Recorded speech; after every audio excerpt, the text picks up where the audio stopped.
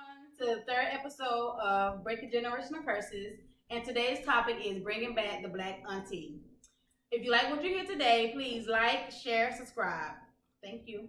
Of course, auntie has various definitions throughout time. Some good, some bad. And of course, the typical of it being one of your parents, their siblings.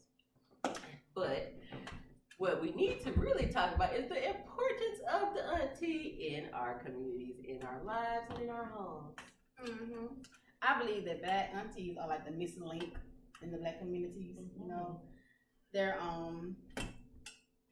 one who can be fluid. They can be your peer, someone who you can really confide in. Or they can be your mother figure or your disciplinary figure, where they can kind of get you straight. Get you on the right path and kind of give you some advice that you need to get through life. Yeah. I do believe that the auntie is very important to our community. I think sometimes it has that negative connotation, but really there is a space for auntie. Mm-hmm. And auntie is valuable, has great things to say and offer. We just have to be in a space to receive it, though. I think it's really important. Yeah, I agree with what y'all are saying as well, and especially the idea of it being the missing link. And to me, that's like a really important concept of the idea of the auntie-hood, especially in the Black community, because it's such a negative thing where people, oh, that's not my business, I don't want to step in it, I don't want to tell them anything. But to me, that keeps us in fear that there's no interdependence, there's no connection in that, and there's just no, like, you have wisdom, even if you're my peer. You might be 1 year older than me or 7 years younger than me, but you might have some type of wisdom that you might be able to give me because of your experience. And I think that that's important, that we need to get back into that connection of, helping each other out, truly. And I think too, it's about redefinition, because like historically, when it comes to aunties, it's about being subservient and can be linked to and that's back to slavery time and stuff like that. And so as we move to work and gain deeper understanding of colonialism, it's time we redefine these terms that were used in the past. And so when it comes to that auntie-dom and auntie-hood, it doesn't apply like everyone's saying. It's not necessarily someone in your family. Right. It can be anyone. Just having that auntie spirit, having that safe person that you can go to, who's wise, who will accept you regardless of what's going on. Yes. And that's what it takes a community, it takes a village. Yeah. It does. Yeah, and don't hold back thinking that they're not going to receive you, because sometimes they want someone to be there to hold them accountable. They long for that. They want you to sit there and step in, because they haven't had that, and like you said earlier, it's not just about children. It can be that adult who needs some guidance as well, who's off their way. Right. Yeah. I definitely feel like in my life there have been so many moments where people in sisterhood has stepped in and said, girl, this is what's happening, I see this, I've been through this, or at least hold space, like, oh, this is new for me as well, but I can hold space and actually see you and be there. And I think that is the important gap, where even just like, oh, I want to tell my mom, your mom might have her own opinion of how it is, your grandmother might have their own opinion, or just even your friends, they might see it, but being able to have somebody who has that auntie vibe, or just that caring vibe enough to be vulnerable and open and truthful with you, can help you switch some dynamic and help you heal from some things that you just continue to hold on to. You might need some new perspective and somebody to help you shift in that way. Yeah, I like that. I think it's cool too that when people don't necessarily have their own biological kids, they can still offer, advice and guidance. I don't think there's an age limit on auntie. I think sometimes we have different images that we think auntie should look like, but really auntie can be auntie at any age. I have people that have given me light and love that were older than me, that were younger than me. I think you just have to be open to being able to receive that information from that auntie. Right. Yeah, and I know, like you said, those who don't have kids can give you advice. I often have to always preface with, although I don't have kids, this, but sometimes I have been around people who will not receive it, and it's just not my battle to fight. Yes. Yeah. Although your child is not my child, and I don't have children, and you don't have to listen to me. You just, don't come to me with your problems. And until you're ready to receive my honest answer, because if I can't fight a losing battle. I get what you're saying though. Like, just because you don't have kids, like people act like you don't know what it is. Right. And parenthood involves so many different layers. Like Yes. it is layers that everybody goes through at some point in time in different situations and stuff. And so it's like you can't undervalue the breadth of wisdom that auntie brings. Maybe you heard it. I did. I heard Undervalued wisdom. That an auntie brings, regardless if they have kids or not. Right. Yeah. It's because that outside perspective comes from a place of love, but also, we might challenge you on some shit, but it's coming from love, and it's to help you expand and grow to be the best person that you can be. A true auntie doesn't want to see you fail. Right. It just wants you to succeed in the way that's meant for you to see. Exactly. You know? Yeah. I like that. I'm glad you said that because, I think sometimes parents, we can get really fixated on, but I'm the parent. I'm the be all tell all. And it's like, no, we're a community. And there's some aunties around that can shed some light and give a perspective maybe that I can't give. It doesn't devalue me. I like It that. doesn't devalue, no. It adds value to my kids and their community because they have aunties. Yes. And you can have an auntie for different things. Yes. It takes a village. It really and does. aunties are an integral part of that village that is needed. And it's stepping out of that idea of that colonialism where we have to be doing it all by ourselves. We have to do that. We can't lean into anybody. There's no one to assist us. And again, that fear of no one knows what I've been through. Nobody can understand what my life is. Oh, I've only had this trauma, or I've dealt with these generational traumas, these big things, and nobody else has been there for me. And so stepping in, having that auntie-hood, somebody to say, hey, I understand that your mom treated you this way with your kids. Let's pause, make an intentional decision, and maybe you can do something different with your kids, and maybe you can do something different with your life so that you don't have to continue those generational traumas. So it's another standing in the gap to say, hey, helping you choose something different. And I think too, with the kids and stuff, kids are so used to being talked down to. It's like a hierarchy. I'm the parent, and you're down there as my kid. Yes. You do what I say, and things like that. But that's not teaching the kids to express themselves. That limits them in their growth, essentially. And so by being that auntie, the auntie can kind of be that person who the kid can talk to. I have deep conversations with my nieces, nephews, and I have tons of cousins that call me auntie too. I can have these deep conversations with them to where they'll be like, I just don't feel comfortable talking to my mom about this or talking to my dad about this. So it's like that auntie can fill in that blank to where they can express themselves. Because at least they're telling someone in that family circle instead of going out and letting the streets show them the answers or hitting a couple of brick walls just to get the answer. So you can't. That auntie is so valuable to have, especially if you're a parent. You have that someone who's gonna look out for your child's best interest no matter what, and it's gonna support both you and them at the same time. So like auntie. I like that. I love my aunties, because not only do I have people that I know will lead and guide me, but they'll be there for my kids as well. So they each kind of serve different roles, and it's a respectful space. I feel like it brings an awareness because I don't have all the answers. And that whole, like you said, that cape thing where I got my cape on and I got to do it all. No. And for some reason, this just even brought in another level of the aspect of even having older Black women or whoever your auntie is for you in the workspace, because a lot of times they teach us a lot. They teach us so much, and it could again be a negative thing where I have worked with older Black women who continue to perpetuate colonialism in their everyday actions and the way that they interact, and expect you to cape, expect you to overwork yourself, expect you to be, just literally work yourself like a slave. They expect you to be at their level. And then you have auntie ships who show up in the world and they're like, look, boo, I've been through this. Let me tell you how to navigate this system. Let me tell you how to get out of it. Let me tell you how to move in this. Let me help you with new opportunities. And so we have to have our own personal discernment to know notice which auntie it is. Yes.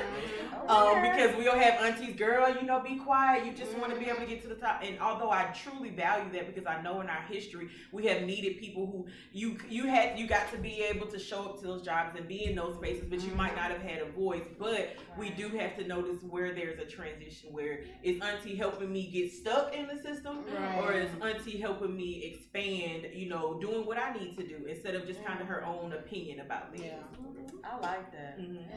Shout out to the workplace aunties. Yeah. Because I had one when I first moved here. Y'all know I moved from North Carolina and by myself with me and my dog. But I was able to kind of clean. It was like natural. It was genuine. And, it was a clean to this lady who not even much older than me, but she had so much wisdom. She has so much wisdom. Even to this day, we don't work together in the same office anymore. But I still kind of lean on her, and she's still there. To be there. And she's always been coming from a genuine place, always. And I'm able to now be that auntie to those who started after me and my job. So passing the torch. And that, right. Because then we show that idea of interdependence. We should add in definition of interdependence here.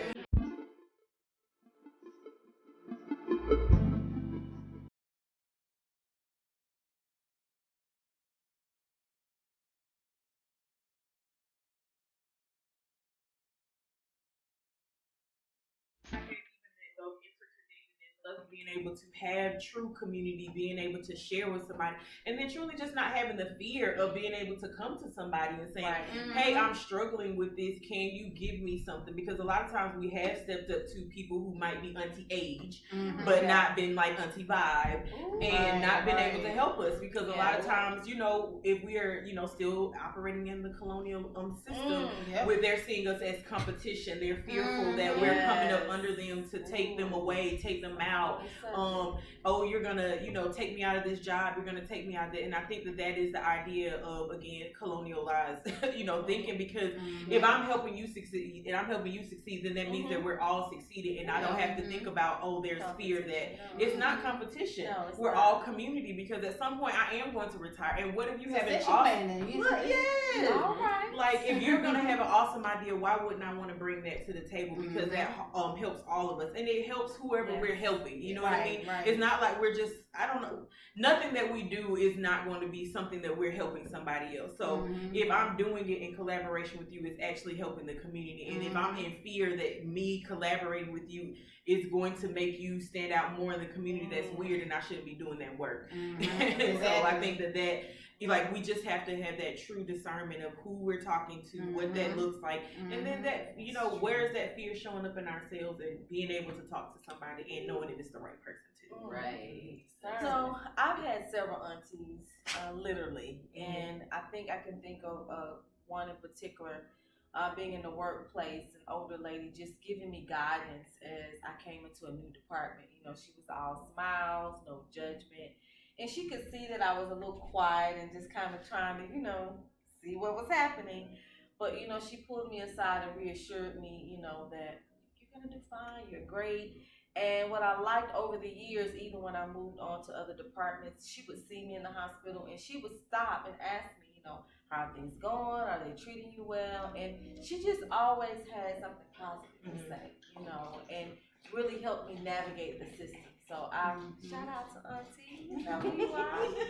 But so I enjoyed having that space to grow and learn, because I was very young and didn't really have a lot of experience working. So aunties have really been showing up for me a lot. Especially in recent months in different spaces and stuff too. Even with work and with school, I have had the honor of becoming connected with awesome tribe of aunties who they all look to help me grow as a scholar, as a person. They're all about my personal development. They share resources with me. They are the perfect mentors for helping me get to where I want to go. They engage me. They ask me about my plans, help me formulate them. They provide me with opportunities unimaginable. And I'm like, oh my God, this is dope, and it's all their dedication to me. And of course, this is in an academic institutional setting, so they're not related to me at all. They don't know me. We've only known each other for not even a year, most of them. But they are a tribe, and they unite, and they help me in all these different ways and different avenues, and that's a blessing right there, especially in a workforce or even in academia. And I have also the added benefit of having aunties who look like me, who are in positions of leadership, who serve. Like, I can look and say, oh my God, like, this is auntie right here. They are always putting me on game to different stuff. They're always expanding my mind, my perspective, my knowledge, because they want to see me excel. And I look forward to excelling the way that they excel, as they are being experts in their field and things like that. And so that's been a big space for me in auntie-hood in these recent times. That's exciting. I think I've had professional aunties, and I think what I want to talk about is really the idea about the personal aunties. And again, not even aunties related to me. And I think that that's what's so important about what we're talking about, is that those unrelated literal aunties, and those have shown up in personal life, just even having conversations where I've had difficult moments where I'm like, oh my motherfucking God, I don't want to tell nobody this, I don't even know what this means, I don't even know how to navigate this emotionally, to be able to express it verbally, and to be able to just hit up somebody to say sis, and not even have to say more, just sis, you know, like auntie. Or like friend, or just like, oh my God, this is what's going on, or like even trying to express whatever, but even just having that space to be able to say, and to show up, really, to show up and be me, and be vulnerable, and be scared, and be worried, and being like, oh my fucking God, I don't know how I'm going to exist beyond this dramatic moment. And for them to say, baby, look, I done did this 75 times.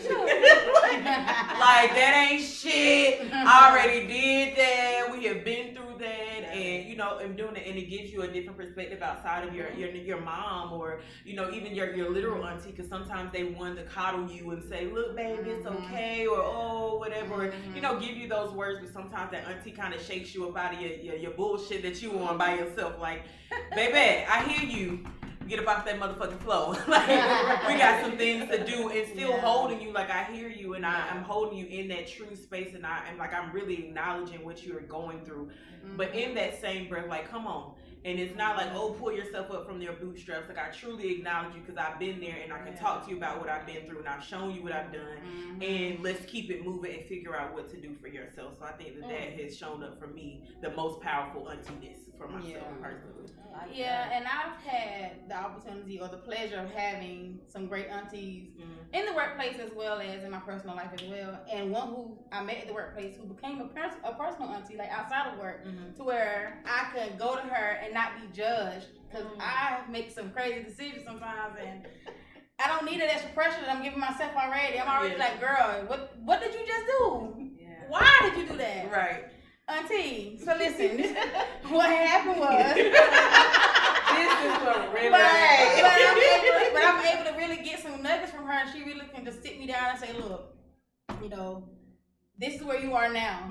This is how to get to here. Yes. And she's also been the one who has really connected me with a lot of people who have made me able to just kind of progress in life, progress in my job, and just move forward, and not only stuck in the place I was at. Yes. Like, I've had some great aunties now. In my childhood, those aunties I didn't think were so great, but I realized too, they also molded me to be who I am today too. They stepped in when my grandma was at work, or stepped in when I was out here acting up, and you know, getting me together, and then telling my grandma, and my grandma get me together too. So it's like, I had some great aunties, you know, who just, even to this day when I go back home, they're like, oh hey, how you doing? What are you doing now? I tell them, I'm so proud of you, you know, this and the third. So I've had some great aunties, and still have some great aunties in my life. I think that that's important for us to even see the need in our lives in general, and then for somebody to even step in the gap, because our, you know, natural born aunties might not even exist, or they might not be the type of aunties that you need advice from. They might not have had auntieships or people to, you know, step in and tell them some things in their lives. That's a word right there. Listen. So I took it back, but be like, oh, auntie needed an auntie, so I'm not gonna take my advice from my auntie. Okay. So it's like, I mean, that's real life, and but again, it's that discernment of just not of knowing like grandma ain't got no sense. Right. Auntie ain't got no sense. Let me go ask somebody else a question instead of staying in that fear of like, oh, nobody can understand me. Like, no, you need an auntie. Right. Like, you need somebody to help you through this life. Like, this fear of just kind of, oh, I gotta be by myself. I gotta do. Like, baby, it's not gonna work. I mean, I guess it could, but you're gonna be miserable. Yeah. And why bring that extraness on yourself? Exactly. So Tina had to step out for a moment, and we will just finish up with us. So, Cassandra, what are some ways that you think that our viewers could show up in their auntie-hood, their auntie-ship, or whatever space they need to fill in, in those people in their community? Yes, there are quite a few ways, but I think when it comes to showing up in your auntie-hood, you need to come with an open mind. Ooh, yeah. And not from a position of to where you're the authority or where you know more than that other person and you feel like you need to dictate what they need in their lives to get through whatever situation they have. Yeah. Create a open and accepting space. So even though your mind is like screaming that you need to interject, tell the person what to do or whatever, don't. Just listen. Just listening is an important part, I believe, in being a genuine auntie, because regardless of the situation or the environment, and when I say listen, I don't mean just hear the words. I need you to really listen. Like, look at that person, look at explore their feelings, their emotions, look at their body, like what signals are they bringing. You need to like really listening to their nonverbals and their verbals, basically. Because sometimes they can be off. So somebody might be like, yeah, I'm fine. Meanwhile, they're cringing, they're all tight and going like this or like this. They're not fine. Just being genuine, being open, listening, and connecting with someone in that deeper way to allow them to express themselves, talk to you, open up to you, and then you can work towards a collaborative process of wisdom sharing and moving forward from there. And this can happen with anyone, whether adult or child. But especially with a child, you want to encourage them to come up and to talk about things with you. So yeah, just being that safe place and safe person to where people can become courageous and brave to express themselves. So you create them brave spaces. That would be a summary. A big summary there is be a person, an auntie, who creates these courageous and brave spaces for people to come and talk with you and, get your wisdom. Yeah, I love how you broke all that down. Yeah, and she said everything. Yeah. So, the only thing I can probably add to that, because I don't really see anything else to say, but, I mean, in addition to what you said, which is probably I'm about to say the same thing, is don't be too emotionally involved in their decisions that they make. Yes. Because that can also make them fearful to come talk to you, because they can kind of predict your reaction to what they have to tell you, and it can kind of make them fearful. And like you say, you won't be that safe place or that safe person anymore. So that would be the only thing I could probably add to everything you said. It's to not be too emotionally involved in their decision. They need someone who can just their personal boundaries that you always bring up. Yeah. Yeah. I really like that too, because that personal boundaries is key. Because as you stand up in your auntie-ship and you're making space for people are still going to make their own decisions. And so you have to help them, but be detached in that. So I really like what you said on that one. I'm trying to think of what I could add as well. Right. And what I can really think about is just not in your auntie-hood, not being fearful of actually showing up for somebody and not being fearful to pull somebody to the side and say, hey, I see that you might be struggling, or I see this, or just calling a thing a thing. Yes. Some people get an attitude, some people get upset, but in your auntie-hood, sometimes you just have to let people know, like, I acknowledge what I'm seeing in you. I see something different. I see that you're having a difficult time. I'm seeing you're having a struggle. Or girl, you remind me of me, and this is what happened to me. I don't know what's happening to you, but sometimes I do even find myself like seeing something like mirror and going like, let me tell you a story about my life. And if it resonates with you, you can decide if you want to do something different. So just being able to show up regardless, like if that person isn't going to receive it, again, if you're showing up in true love and caring for that person, it looks different than, oh, I'm gonna tell this about herself. Right. You know, I think that looks different. So if you're showing up saying like, hey, I see you struggling, something's off with you a little bit. Let me tell you about my life, or, you know, tell me what's going on with you, and maybe I can offer something, maybe I can just hear you, because sometimes when we say stuff out loud, we hear ourselves, and we might not actually need advice, but we just need to get it out of us instead of being fearful of that one. Facts. Just be mindful that we're not trying to make the Black Auntie take the role of the parents. We're not. But we also know that sometimes the parents are too focused on getting it right when it comes to raising their children, that the Black Auntie or the auntie can be that balance that the kid needs, or that the child needs. And even for the parent, giving them somebody else to lean into, reminding them that they have community, reminding them that they have support, and they don't have to know every single thing. Right. And just like that fear of having to know everything, like you said, them feeling like they have to get it right. Like, no, you don't. Like, that's why you have community. Like, I might mess up and you might be like, girl, no. Like, let me help you with this. Or like, or this is the way I did it. Or it, and even, especially like all three of us sitting here, not having, we have fur babies. Like, we have fur babies, but it still, it creates a space between that parenthood and how you're raising your kids, because we can say, hey, let's do something different than we've seen our family do all the time. Like, hey, grandma always did it that way, but maybe that wasn't the healthiest. Maybe that wasn't that. And it does not undervalue parents and grandparents at all, because they did what they could at the highest level that they knew. You know, they did exactly what they could. They couldn't have done anything better than what they did, because they would have.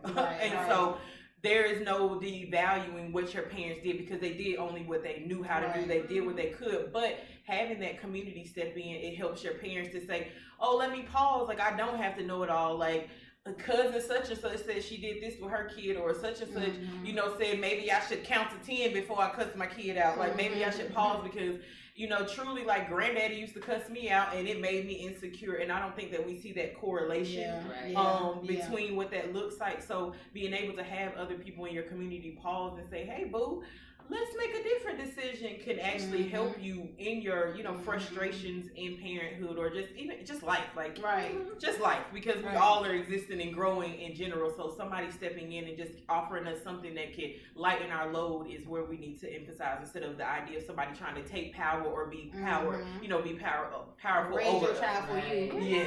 And as a parent, like, parents take on so much. Like, you're the provider, you're the cook, you manage the household.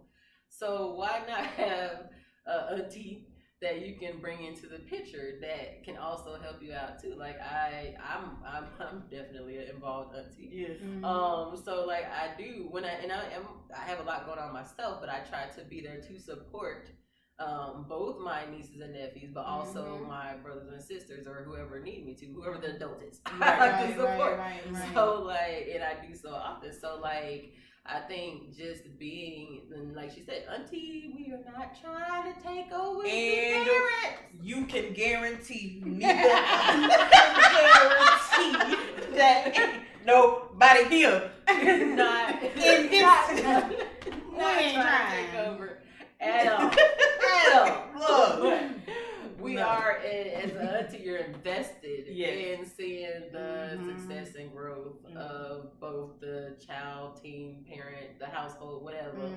And so being that support system and showing up, it makes a big ass difference, you know? Yeah, definitely. And I cherish my role as an auntie. I really do. Yeah. I do. And it's not just younger kids too. I have cousins like 2-3 years younger than me who told me some things that I've told them growing up, and it's instilled in them. They were like, "Yo, you know you taught me this, right?" I said, "Look at me, look at me giving you nuggets as I grow." That's right. That is the part. That's the key. That's the key. Is that the auntie-hood? You don't have to be perfect. You don't have to show up just be pretending like, oh, I know all the things. And I think that's where people are fearful of stepping up as the auntie too, because as the auntie I have to be perfect, or as the auntie like I can't ever have done anything wrong. Like, no, baby, that's where the wisdom comes from. Like, let me tell y'all this raggedy shit I did, and so you don't have to do it. Or maybe if as you in the midst of it, you can be like, you know what? I think my auntie told me that this was a weird decision. Right. And so even if you go full blown with the decision, you still have another perspective to think back. Or you can call me, or you can call like, hey, I remember you said you did this too. Like, how did you cope with it? How did you go through it? And so I think that adds value in it as well. Yeah, it totally does. Yeah. And made the way, and that's back to that community piece again too. Yeah. You know, just being there, because we've all had experiences. And then you have some people who forget that they had experiences. We not them. You gonna get the good, the bad, the weird, the random, the weird, the random, the weird, the random. Right, you gonna get the raggedy, raggedy. You gonna get it, but that is where the value in it. And then, so even adding that in, what do y'all think? How that, even just what we were just talking about, how that adds to the idea of breaking generational curses for us? So how do you feel like that auntie-hood stands in that gap for y'all, or just what y'all think? I think that part. I think the Black Auntie, when it comes to helping breaking generational curses, it allows us as a people to kind of lean on each other, you know, and become one, you know, with each other. And we don't have to be each other's enemies, or we don't have to be each other's competition. No, you're my sister, you're my brother, you're my auntie. Yeah. You love me, I love you, and we're gonna get through this together.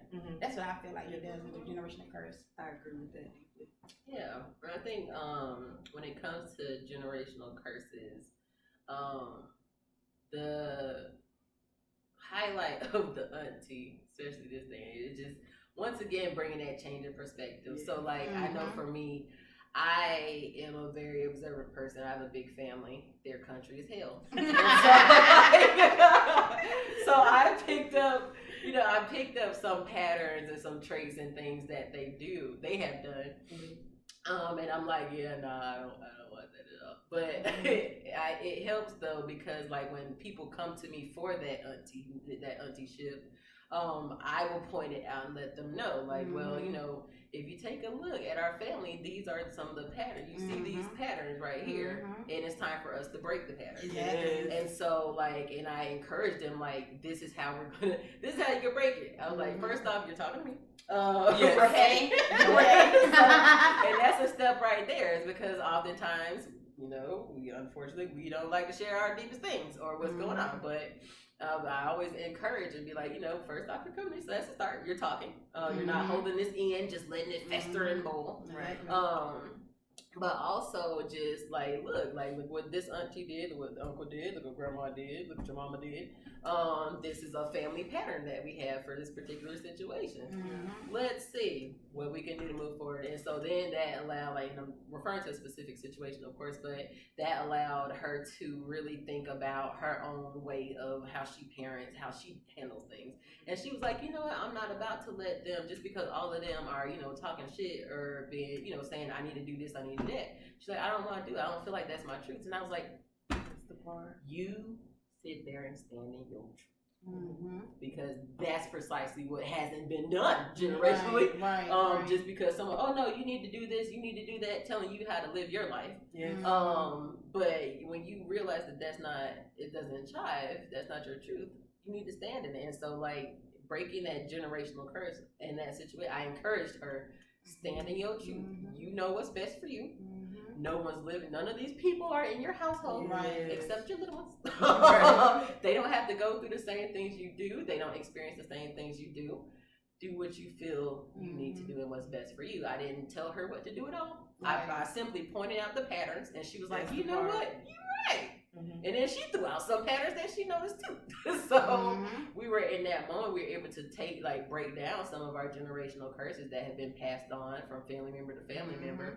And she was able to stand in her truth and determine what she wanted for her life and what she wanted her outcome to be. And she took the space for herself as well to really process that. And I think that's how, like, that auntieship can help with breaking those generational curses.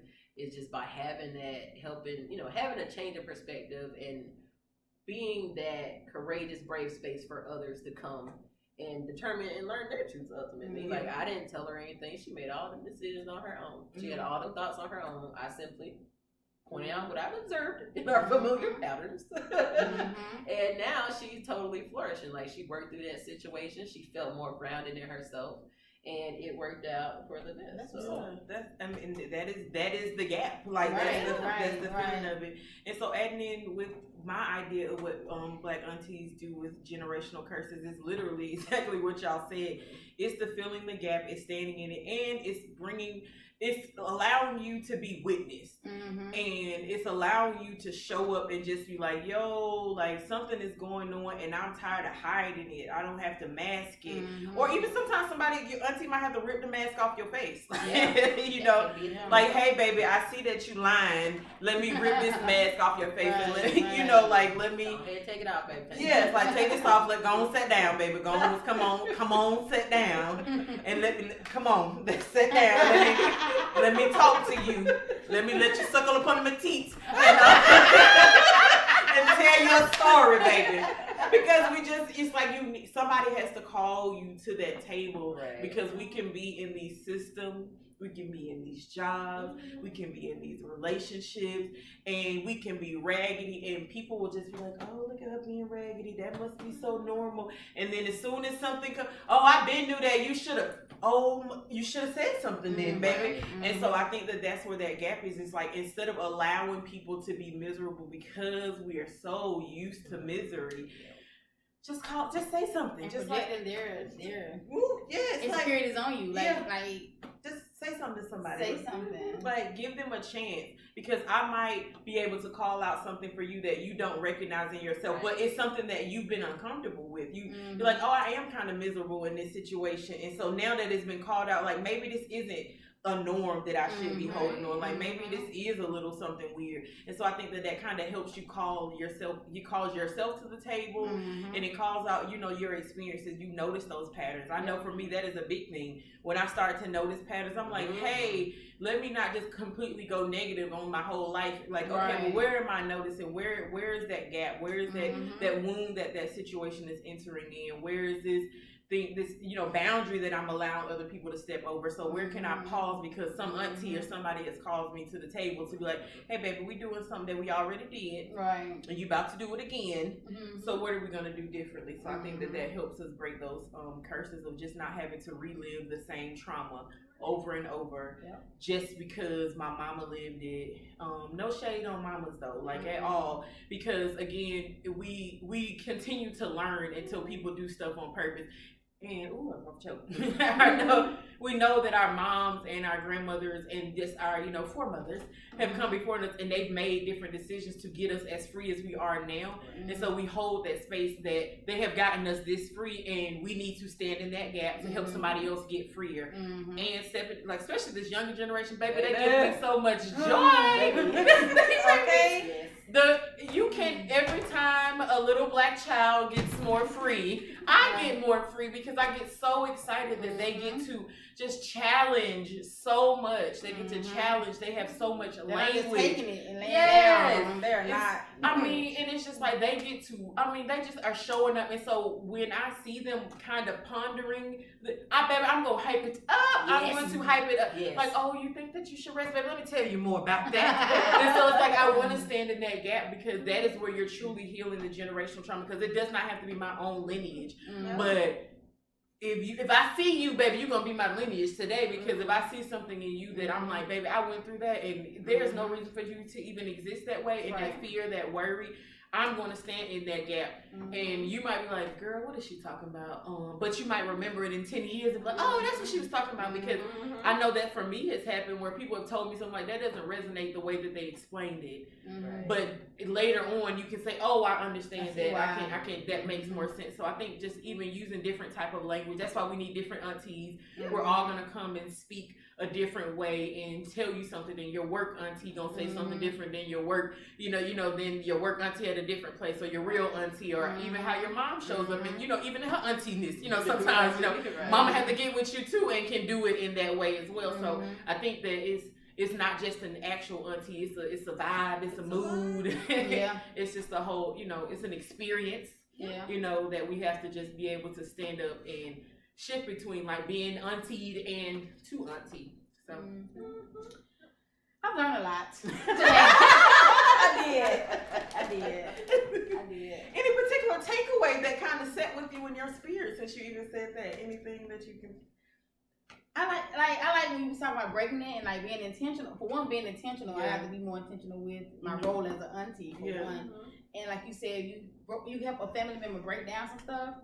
And I'm the type of person where I would try to, you know, help them see it, but I don't break it down as much to where they can say, okay, now I see where the problem here lies. So I'm like, okay, take away from that. I can just say, okay, let me just be a little bit more intentional, a little bit more, you know, there to, I guess you could say, a little bit more maybe present. Yeah.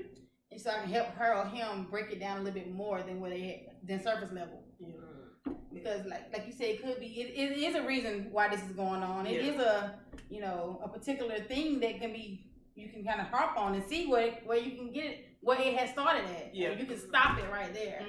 So I've learned that. I'm going to take that and I'm going to run with it. Be the trailblazer. Yeah. I am. Yeah. Be the trailblazer. I like that, that what you pointed out too, because that does remind you to just, you have to help people, because we even right now, we don't know what we don't know. And so if another auntie would step in and say, hey boo, you know, you get a little bit more woke up, like, oh, like this becomes in my awareness. And sometimes it takes people more information, different type of information, because what might wake you up might not wake me up, what might wake her up might not do that. And so I think that different perspective and help, like, what is it that you need help with? Like being present, like you said, being present with that. Like, what do you need out of this conversation? Because some people just want to rant, some people just want to rave, and don't call me. You know, like for real, like it's only you can complain 2 times, right? Barely. I'll give you time to go through the motions and stuff. That's it. Because after that, your next conversation, it can be coupled with complaining, because I am an avid complainer about those things.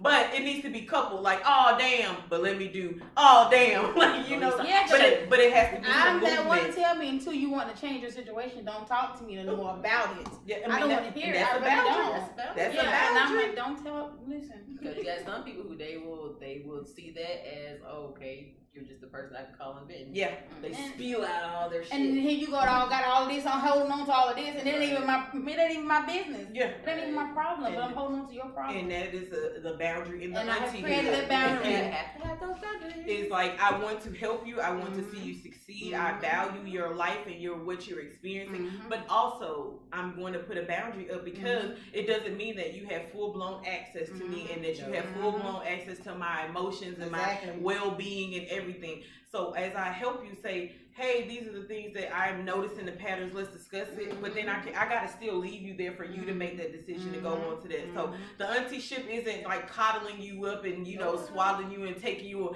They can care for you. They, you know, suckle upon the teeth for that moment. But it doesn't mean that you don't have to, they can't get up and grow, that you gotta do that. So again, nobody is coming to save you. Help is on the way, baby, but nobody's coming to save you. You know what I mean? It's take them action. Yeah, and there's a difference. Like, help can be there, and we can lead you to the water, but if you don't want to drink, if you don't want to, I'm not gonna handicap you. No. Oh, come on. Not handicapping at all. No. That's and you know. So I think, you know, adding all of those things, like the auntie-ship, goes on so many layers for everything, and we just have to again remember, nobody is coming to save you. Help is on the way if you're open to it. But it still requires for you to do actual work for yourself, and so you know. And do the work. That is a trend. That is a trend. And have the discernment of knowing who's really gonna be a genuine auntie. Some people can mask that as if they're really there for you, and they're really not.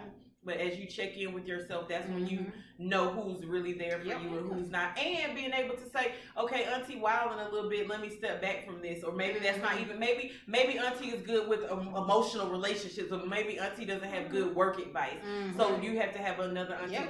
Maybe auntie only worried about kids and stuff, so she doesn't understand what it looks like to want to value something else. So just being mindful that just because you got one auntie, it doesn't mean the end all be all. It's an idea of creating true community. You are not going to just have one of nothing. It's not, you're building community, and you're not, you know, your mind does not have to be colonialized for the rest of your life, baby. It does not. So you get to make a different decision. You get to be an auntie. You get to ask for auntie help. You get to be there for other people. And, you know, again, if you are not a woman watching this, you can be whatever it is. You can be big sibling. You can be whatever it is. So don't get caught up in the idea of what this is. We're saying black auntie. Don't let that, you know, destroy like, oh, I can't be an auntie because I'm not that gender. It does not matter. It's you standing in the gap and being, you know, being that safe space, that brave space, and allowing people to be vulnerable with you, and you being vulnerable with other people about your experience. So again, do not get caught up in the black auntie-hood and on the binary spectrum of it. It is not that. It's a vibe. It's a whole situation that you're stepping into. Steps that we can take today, following our prestigious talk. So, first off, reflection. So when you want to sit there, you want to reflect on the information and everything discussed today. Reflect on your own life. How do you show up as an auntie? How do people show up for you? People who you consider aunties. And just kind of becoming more aware of just this relationship and this idea of auntieship and how people are interacting, how people are behaving, how people are showing up. And of course, it starts with yourself. So, you know, turn inward first. Inward first. Before you start going outward, just to get that better understanding. So, number one is reflection. Get your journal. Type it into your phone. There's plenty of notes apps if you want to. Grab a pen and paper, whatever. Just reflect and, you know, on how you're showing up in these spaces. Number two, building community. Building community is important. Not all of us have an auntie person who can be about that life for us. So sometimes we have to go and we have to do some hunting. So figuring out how to build it is an infinite amount of ways in the wonderful world of technology that we have going on today. So there's tons of websites. There's Facebook groups you can join. There's freaking Instagram people. Twitter, just following people. Meetup.com. You can go on there and find ways it's tons of ways to connect with people. And you can easily start on like maybe it's a specific subject. There's tons of parenting groups out there. If you want to just you want an auntie that has that kind of level as on that, like we said, subjects. You have aunties for different things. So if you want to get have more of a parent that's an auntie, just join some parenting groups or something. Work. If you work in retail or something, there's tons of retail groups. You know, you can just navigate these spaces, and once again, just having that awareness and you know, what you want in that auntie. But just going out there, once again, you got to put in action. So if you want that, you need this community, this auntie in your life, and your kids or whatever, go out there. If they out there, you can find them. You got to take action steps though. You can't just be sitting on the couch watching TV. So that's some examples of how you can build it. And then the third one, acceptance. You don't have to do it all alone. Just accept that. Accept that community. It takes a village, and you can build your community if you don't have a good one here. At this present moment in time, if you do not have a good one, you can build one. So just accept the fact that you don't have to do it alone. You can find community. You can build community. You can excel in what you want to, as long as you put forth the action steps. So, first, reflection. 2, build community. 3, an acceptance. And that's it. Well, you guys, thank you all for tuning in. And again, if you like what you've heard today, like, subscribe, hit the bell button, share, and always remember that help is on the way. But next week, not coming to save you. Okay. But just also know that next week we will be talking about healthy boundaries. So tune in again. We'll see you.